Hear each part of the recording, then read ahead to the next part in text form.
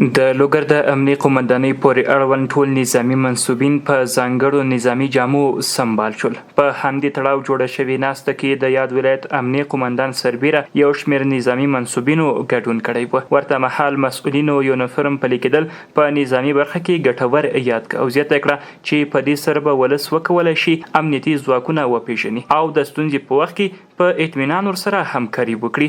مرګري باید په یونیفورم باندې مکلف دي، کوشش وکړي مرګري د یونیفورم وکړي.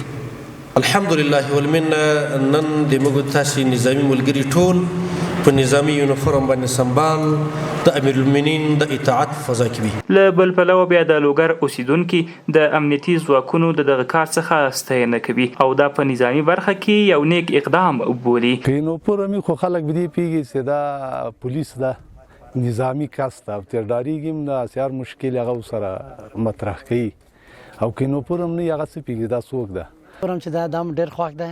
مې ډېر نه خوشحالي ځکه چې پلیار نه په روان یا په چک پین نه پته لګېږي چې دا مقصد ملي ځواک ده، دا طالب ده او دغسې نه پته نه لګېږي چې په کې نه ریفسولی ورادي نه راوایي چې زه طالب یم نه راخوي شخص بل نفر وي. د یادول وړ ده چې په لوګر ولایت کې د امنیتي ځواکونو لخوا د نظامي یونیفورم پلي کېدل یو له مهمترینو کړنو څخه بلل کېږي او دې ته چوپړ برابروي تر څو خلک له خپلو ځواکونو سره بې له کوم خنډه همکاري وکړي.